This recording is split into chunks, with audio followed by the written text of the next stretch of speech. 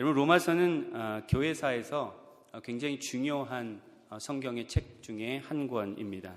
이 로마서는 거듭해서 그리고 언제나 성도들에게 복음이 무엇인지 그 복음을 잘 이해할 수 있도록 도와준 그런 길잡이가 되었던 그러한 말씀이죠. 종교개혁자 마틴 루터는 그의 로마서 주석 서문에서 로마서에 대해서 이렇게 썼습니다. 이 서신은 신약 성경의 진정한 핵심이며 가장 순수한 복음이다, 이렇게 썼습니다. 그 로마서에 대한 가치가 특별히 복음에 관하여서 얼마나 중요한지를 루터가 잘 표현해 줬습니다. 여러분, 루터가 이 가장 순수한 복음이라고 말한 이 로마서는 그래서인지 복음으로 시작해서 복음으로 끝납니다. 여러분, 로마서 첫 부분인 로마서 1장 1절에서 2절 말씀을 보시면 이렇게 시작을 합니다. 예수 그리스도의 종 바울은 사도로 부르심을 받아 하나님의 복음을 위하여 택정함을 입었으니 이 복음은 하나님이 선지자들을 통하여 그의 아들에 관하여 성경에 미리 약속하신 것이라. 아멘. 자신에 대해서 뭐라고 얘기합니까? 하나님의 복음을 위하여 택정함을 입은 자다, 구별됨을 입은 자다, 그렇게 이야기를 하고, 그리고 이 복음은 하나님이 선지자를 통하여 그의 아들에 관하여 성경에 미리 약속하신 것이다, 이렇게 말씀을 전합니다. 그리고 이어서 3절과 4절에서는 그 아들에 관하여 말하면 육신으로는 다윗의 혈통에서 나셨고 성결의 영으로는 죽은 자 가운데서 부활하사 능력으로 하나님의 아들로 선포되셨으니 곧 우리 주 예수 그리스도시니라.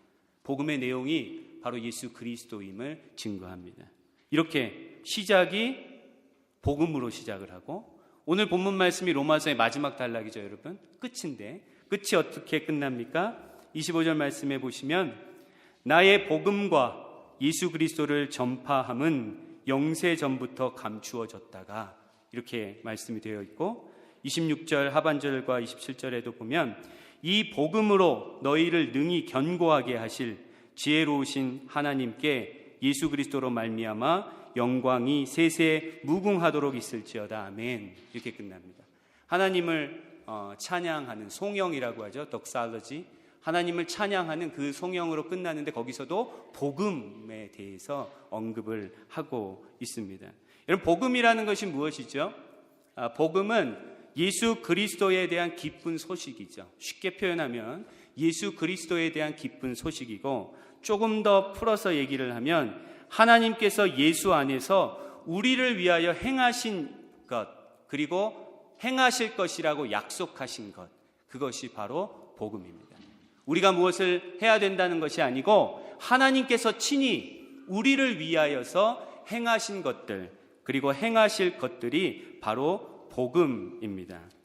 여러분, 이 오늘 본문 말씀은 이 로마서 16장 25절에서 27절 말씀을 읽어보시면 이해가 될 것 같으면서도 조금 어려운 내용일 수 있습니다. 왜냐하면은 이 원문 자체가, 헬라어 자체가 굉장히 긴 만연체로 쓰여져 있어요. 그러니까 이렇게 수식하고 수식하는 이러한 말들이, 구문들이 많이 있습니다. 그래서 우리말로도 알 것 같으면서도 정확히 이해하기가 조금 어려울 수 있는, 그리고 우리말 성경과 영어 성경을 여러분 아까 이렇게 비교해 보면 이 절 구분에도 조금 차이가 있는 것을 보게 됩니다. 본문 자체가, 원문 자체가 굉장히 긴 만연체로 쓰여 있기 때문에 그렇습니다.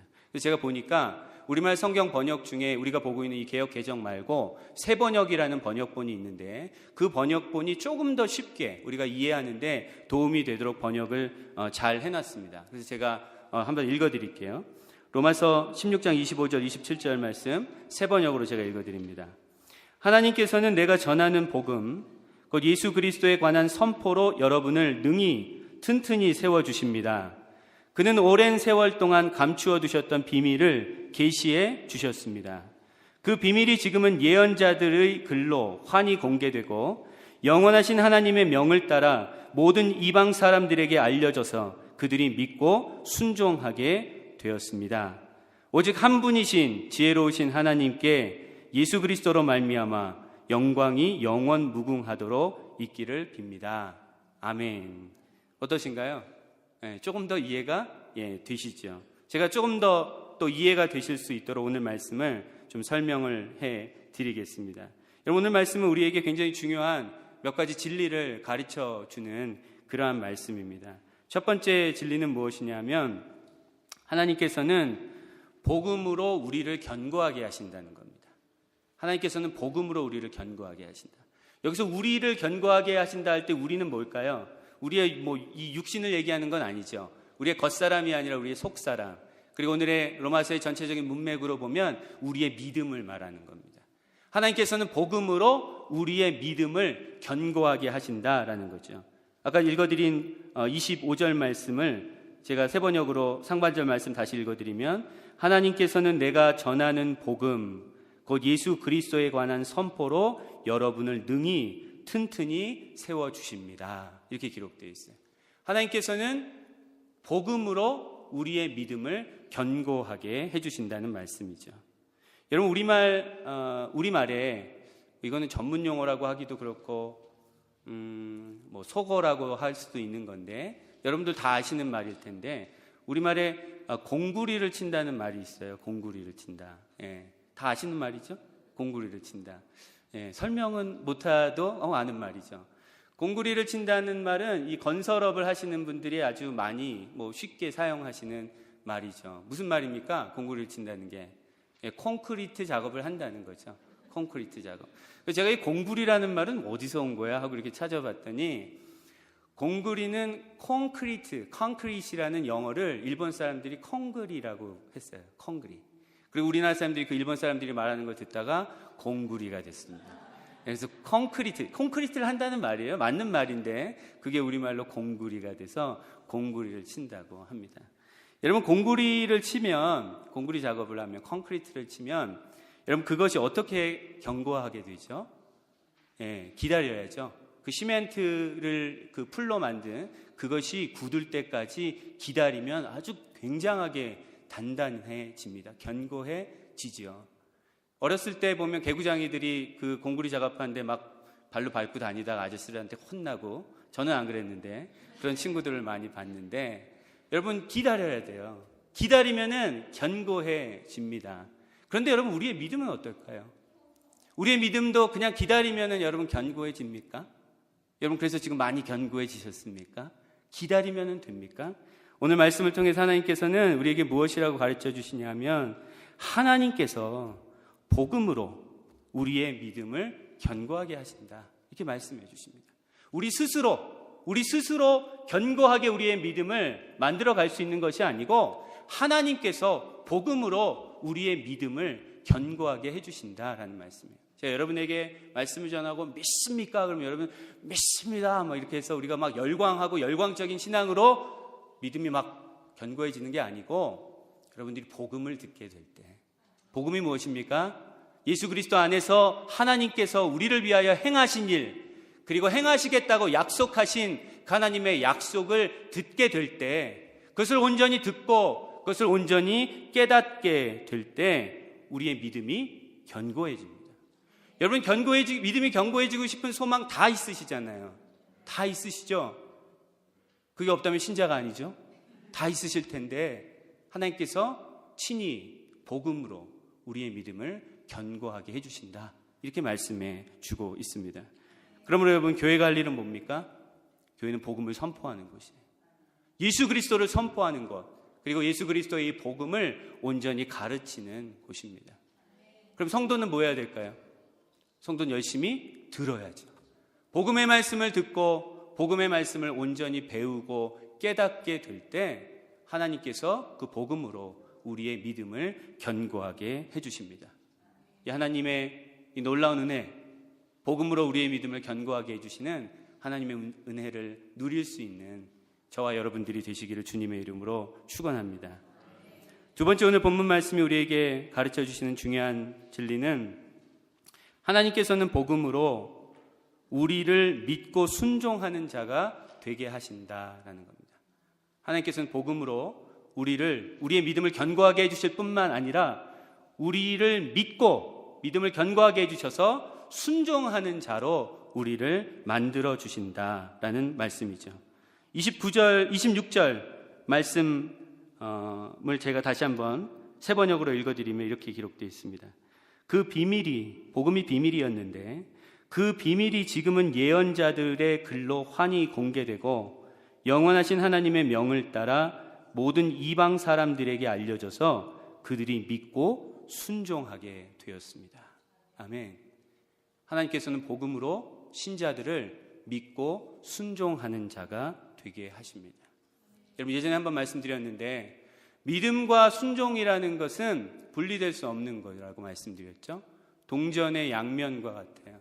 믿음과 순종은 결코 나누어질 수 없는 것입니다. 하나님을 믿는다는 것은 하나님의 말씀에 순종한다는 의미입니다. 그것은 결코 나누어질 수, 내가 하나님을 믿는다고 하면서 하나님의 말씀에 순종하지 않는다고 한다면 그 믿음은 something wrong, 굉장히 잘못되어 있는 거죠. 하나님을 믿는다는 것은 하나님의 말씀에 순종한다는 의미입니다. 여러분, 성경 말씀에는 하나님의 법도가 있고 그리고 하나님께서 우리에게 들려주시는 복음이 있습니다. 하나님의 법도와 복음이 있어요. 하나님의 법도는 무엇이냐면 하나님께서 하나님의 백성들에게, 하나님의 자녀들에게 명령하신 겁니다. 그게 하나님의 법도예요. 그리고 복음은 무엇이냐면 하나님께서 우리를 위하여 친히 행하신 것입니다. 그렇죠? 그게 복음입니다. 그 두 가지가 성경에 가득 채워져 있습니다. 그런데 복음은 무엇을 요구하죠? 우리에게 믿음을 요구하죠. 복음은 하나님께서 우리를 위하여 행하신 것이에요. 그래서 우리는 그것을 믿기만 하면 됩니다. 하나님께서 우리를 위하여 행하셨던 것, 앞으로 행하시겠다고 약속하신 것들을 우리는 믿으면 돼요. 그러면 하나님의 법도는 우리에게 무엇을 요구합니까? 어떤 반응을 요구하죠? 순종을 요구하죠. 하나님의 법도는 우리에게 순종을 요구합니다. 여러분, 많은 사람들이 이렇게 생각하는 교인들이 있어요. 구약은 율법이고 신약은 복음이다. 이렇게 너무나 이원적으로, 이분법적으로 생각하는 분들이 있습니다. 대단히 잘못된 생각이에요. 구약은 율법이고 신약은 복음입니까? 여러분, 구약에도 얼마나 많은 복음이 들어있고 신약에도 얼마나 많은 법도들이, 하나님의 계명들이 들어있는 줄 모릅니다. 목사님 어디 있죠? 이러실까 봐 제가 한 가지씩만 알려드릴게요. 창세기 3장 15절 말씀. 창세기 3장 15절 말씀에 보면 하나님께서 뱀을, 사탄을 저주하시면서 이렇게 말씀하셨습니다. 내가 너로 여자와 원수가 되게 하고 내 후손도 여자의 후손과 원수가 되게 하리니 여자의 후손은 내 머리를 상하게 할 것이요 너는 그의 발꿈치를 상하게 할 것이니라 하시고. 그렇죠? 여기서 말하는 여자의 후손은 넓은 의미로는 하나님에게 속한 자녀들을 의미하고 좁은 의미로는 우리 주 예수 그리스도를 의미합니다. 하나님께서 무엇을 말씀하신 거예요? 예수 그리스도께서 사단의 머리를 상하게 할 것이다. 사단은 예수 그리스도의 발꿈치를 상하게 할 것이지만 예수 그리스도는 사단의 머리를 상하게 할 것이다. 예수님이 이 땅에 오셨을 때 예수님께서 십자가에서 죽으시는 과정 가운데 사단이 예수 그리스도의 발꿈치를 상하게 했죠. 그런데 예수님께서는 부활을 통하여서 사단의 머리를 짓밟으셨습니다. 사단은 지금 치명적인 손상을 입고 지금 멸망의 길로 가고 있는 존재입니다. 이 복음이 이 창세기 3장에 하나님께서 들려주신 복음이죠. 그러면 신약에 있는 제가 하나님의 법도를 하나 말씀드려 볼까요? 마태복음 5장 21절에서 22절 말씀입니다. 읽어드립니다. 옛사람에게 말한 바 살인하지 말라. 누구든지 살인하면 심판을 받게 되리라 하였다는 것을 너희가 들었으나 나는 너희에게 이르노니 형제에게 노하는 자마다 심판을 받게 되고 형제를 대하여 나가라 하는 자는 공회에 잡혀가게 되고 미련한 놈이라 하는 자는 지옥불에 들어가게 되리라. 여기서 나가라는 말은 히브리인들이 하던 욕이에요. 욕설, 욕입니다. 여러분, 10계명의 6계명이 뭐죠? 6번째 계명이 뭡니까? 10계명의 6번째 계명. 그러니까 우리가 이 10계명조차도 너무 쉽게 생각한다는 거예요. 많지도 않고 10개인데 6계명이 뭔지를 잘 몰라. 6계명이 뭐죠? 예, 살인하지 말라라는 계명이에요. 그러니까 구약의 하나님께서는 이스라엘 백성들에게 모세를 통해서 살인하지 말라라는 계명을 주셨어요. 근데 예수님께서는 그 계명에 대하여 뭐라고 말씀하시냐면 살인이 문제가 아니라 형제에게 노하는 자, 형제에게 욕하는 자, 형제에게 미련한 놈이라 하는 자, 즉 형제를 미워하는 자, 그것이 바로 죄다 말씀하신 거예요. 그래서는 안 된다. 형제를 미워하지 말라라는 법도를 알려주신 겁니다. 사실은 구약의 법도보다 더 어떻게 됐어요, 여러분? 더 무거워졌죠. 엄중한 법도를 주셨어요. 구약에는 살인만 죽이지만 않으면 됐는데 이제는 마음으로 미워하면 안 된다라는 더 엄중한 법도를 예수님께서 주셨습니다. 간음하지 말라라는 계명이 있죠. 구약에는 간음하지만 않으면 됐어요. 근데 예수님 뭐라고 말씀하셨어요? 여자를 보고 음욕을 품으면 그게 간음이다. 훨씬 더 무거운 법도를 우리에게 주셨습니다. 여러분, 신약이 복음만 있습니까? 예, 하나님의 법도가 신약에는 가득 담겨져 있습니다. 여러분, 율법에 대해서 많은 분들이 오해를 하고 있어서 제가 잠깐 설명을 드립니다. 여러분, 하나님께서 구약의 이스라엘 백성들에게 주셨던 율법, 특별히 이제 토라라고 하죠. 모세 오경에 있는 이 모세법은 이스라엘 민족에게 주셨던 실정법입니다. 실정법이라는 것은 시공간에 유효함이 있습니다. 이제 대한민국의 헌법은 어디에서만 유효해요? 미국에서 유효해요? 아니죠. 대한민국에서만 유효해요. 대한민국의 헌법은 또 개정되잖아요. 개정되면 옛날 법은 그냥 유효하지가 않습니다. 그게 실정법이에요. 그렇기 때문에 하나님께서 모세를 통하여 이스라엘에게 주셨던 실정법은 오늘날 우리에게, 하나님을 믿는 우리들에게조차도 문자 그대로 유효하지 않는 법들이 많이 있습니다. 한 가지만 말씀드릴게요. 구약의 율법에는 돼지고기를 먹지 말라고 했어요. 근데 제가 여러분들이 우리가 친교 시간에 막 돼지고기 준비하면 이러지 말라고 제가 그럽니까? 안 그러죠? 네, 저도 같이 맛있게 먹죠. 어떤 분이 목사님 저 오늘 선지해장국 맛있게 먹고 왔어요. 그러면 왜 그거를 먹습니까? 제가 그럽니까? 그러지 않아요. 그 법은 어떤 법입니까? 그것은 이스라엘 민족에게 하나님께서 주신 사회 관습법이에요. 그것은 그대로 문자적으로 우리에게 유효하지는 않습니다. 또 어떤 법이 있습니까? 제의법이 있어요. 제사법. 번제를 어떻게 드리고 속죄제를 어떻게 드리고 화목제물을 어떻게 드리라는 제의법이 있어요. 우리가 그거 드립니까, 여러분? 안 드려요. 왜 안 드립니까?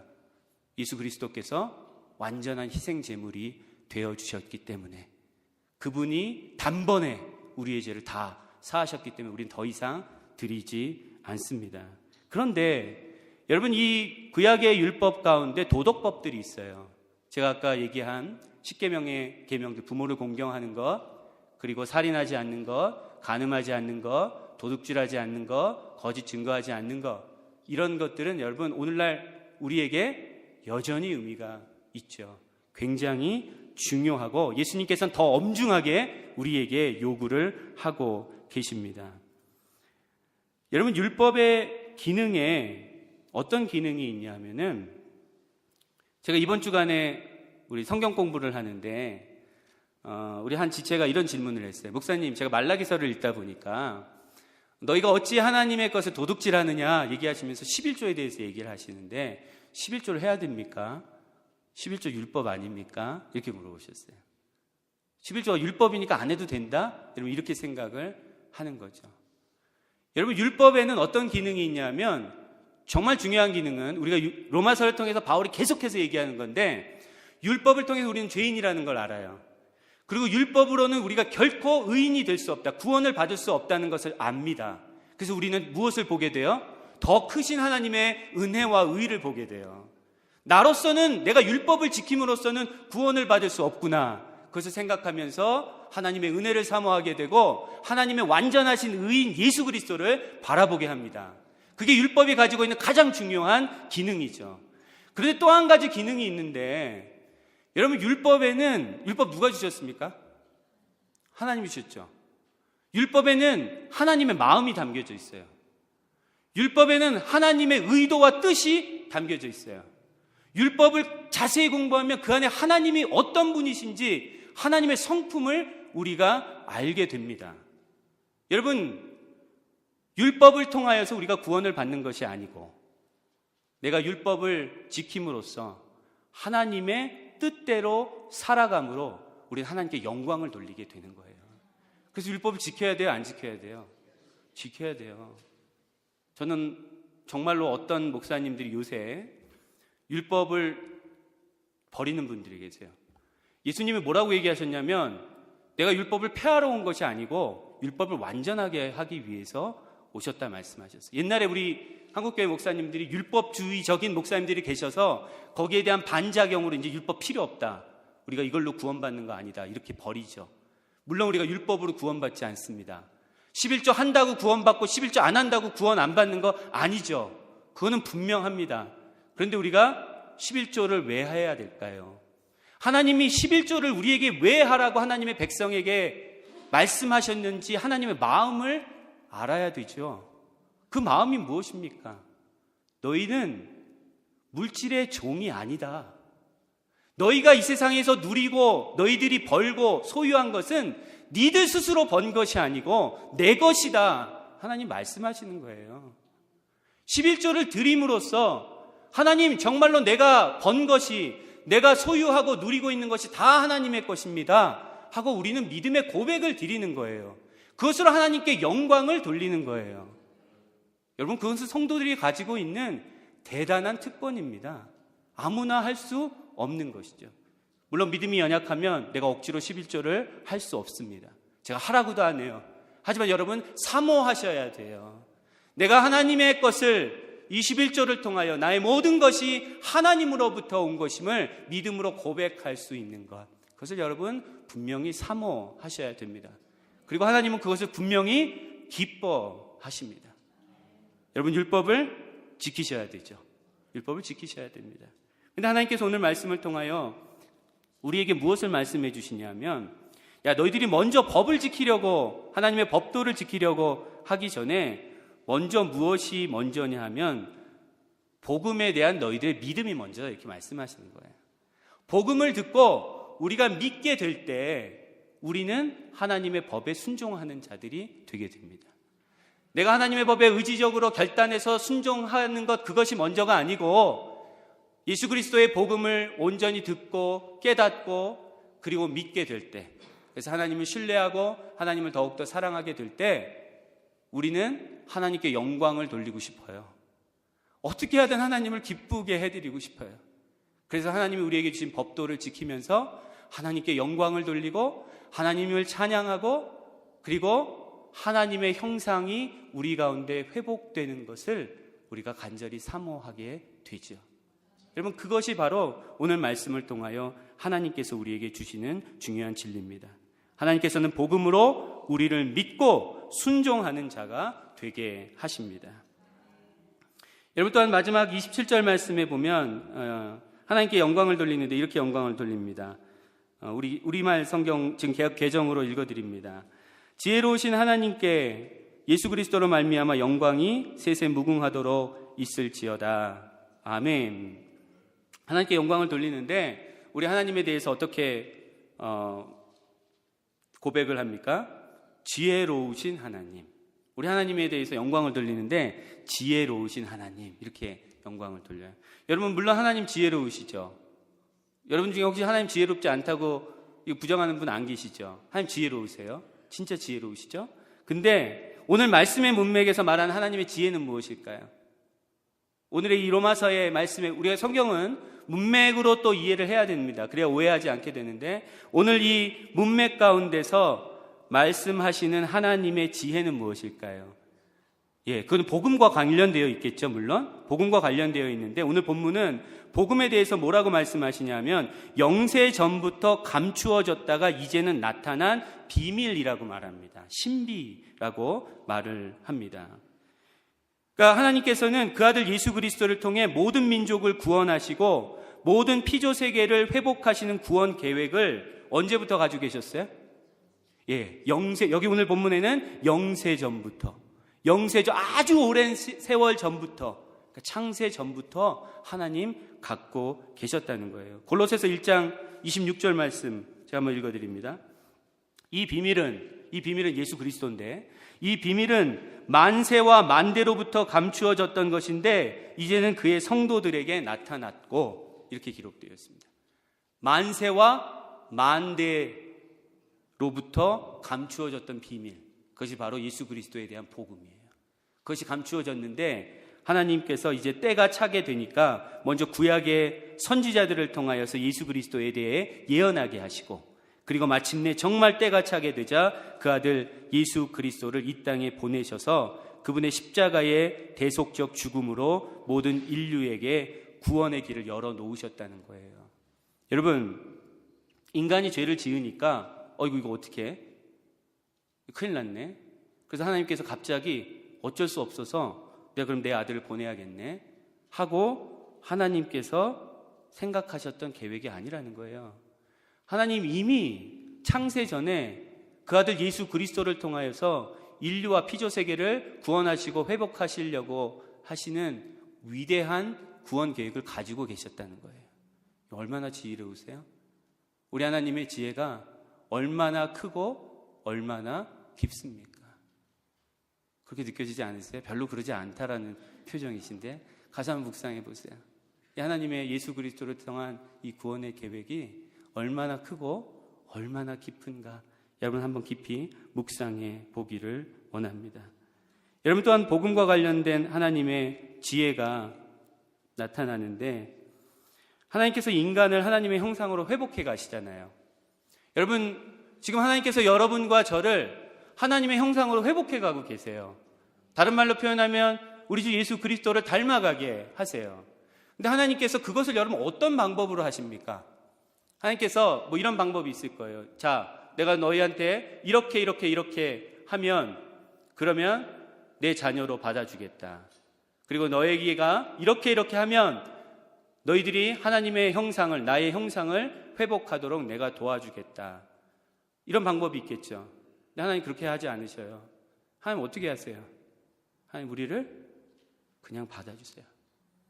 예수 그리스도 안에서 우리를 그냥 아무 조건 없이 오직 예수 그리스도를 믿는 자들을 하나님 그냥 받아주세요. 네가 얼마나 죄인이냐, 네가 얼마나 큰 죄를 지었냐, 작은 죄를 지었냐, 많은 죄를 지었냐, 적은 죄를 지었냐, 하나님 그거를 따지지 아니하시고 하나님 그냥 우리를 받아주세요. 네가 내 아들이다, 네가 내 딸이다, 네가 내 사랑받는 자녀다. 먼저 우리를 품어주세요. 그리고 우리에게 무엇을 주세요? 하나님의 영을 주세요. 하나님의 영인 성령을 자녀들에게 주세요. 그래서 성령으로 하여금 자녀들이 하나님의 말씀에, 하나님의 법도에 순종하면서 살아가게 하세요. 그럼으로써 하나님의 형상을 회복시켜 주세요. 여러분, 이거는 정말 놀라운 지혜예요.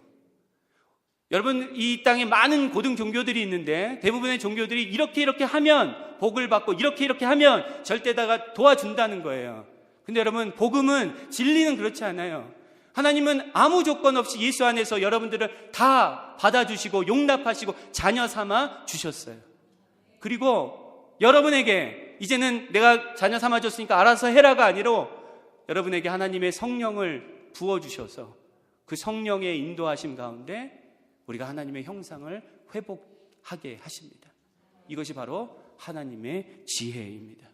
그 지혜로우신 하나님을 여러분 오늘 말씀에 있는 것처럼 세세무궁하도록 하나님 앞에 영광을 돌리고 찬양할 수 있는 저와 여러분들이 되시기를 소망합니다.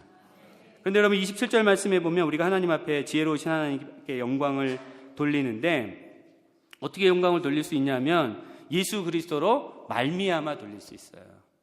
우리가 영광을 하나님 앞에 그냥 돌릴 수 있는 게 아니고요, 예수 그리스도로 말미암아 영광을 돌릴 수 있습니다. 여기서 말미암아라는 헬라어 단어가 디아라는 전치사인데 이건 영어로 하면 through라는 거예요. through. 예수 그리스도를 통해서 우리는 하나님께 영광을 돌릴 수 있습니다. 여러분, 예수님께서 우리의 중보자 되시는 우리 예수 그리스도께서 이 땅에 오시지 않았다면 우리는 하나님께 영광을 돌릴 수조차 없는 자들이에요. 그렇죠? 우리는 본질상 어떤 자들이에요? 하나님과의 관계가 완전히 단절돼 버린 진노의 자식들이었어요. 죽은 자들이었어요. 근데 예수님께서 이 땅에 오셔서 십자가에서 보혈의 피를 흘려주시고 예수 안에서 하나님의 의, 하나님의 신실하심이 나타남으로 말미암아 우리가 이제는 하나님의 사랑받는 자녀가 되었어요. 그냥 자녀가 아니고요, 여러분 사랑받는 자녀가 되셨어요. 그렇죠? 그러므로 여러분, 우리는 정말로 예수 그리스도를 기뻐해야 돼요. 여러분, 우리 이제 성탄절이 내일인데, 우리가 내일 이제 성탄절 예배를 함께 드릴 텐데, 여러분, 성탄절이 기쁘십니까? 정말 기쁘세요? 네, 왜 기쁘세요? 제가 오늘 아침에, 어제 저녁에도 그래, 우리 지우가, 이 성탄절인데 기분이 별로 안 난다, 이런 얘기를 해요. 여러분, 기분이 나야 됩니까? 성탄절에? 어떤 기분 나야 됩니까, 여러분? 뭔가 막 익사이딩하고 이런 기분이 나야 됩니까? 그걸로 기뻐해야 됩니까? 아니에요.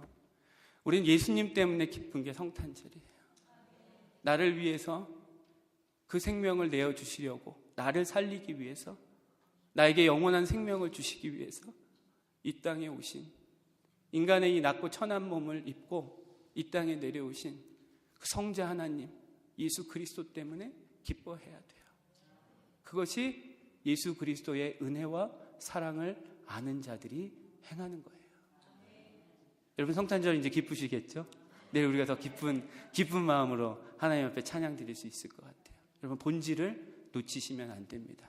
세상은 자꾸 본질을 놓치게 해요. 본질을 못 보게 하고 주변의 것들을 자꾸 보게 함으로써 우리의 마음을 빼앗아 갑니다. 근데 우리는 성탄의 본질을 봐야 돼요. 예수 그리스도의 성육신을 바라봐야 됩니다.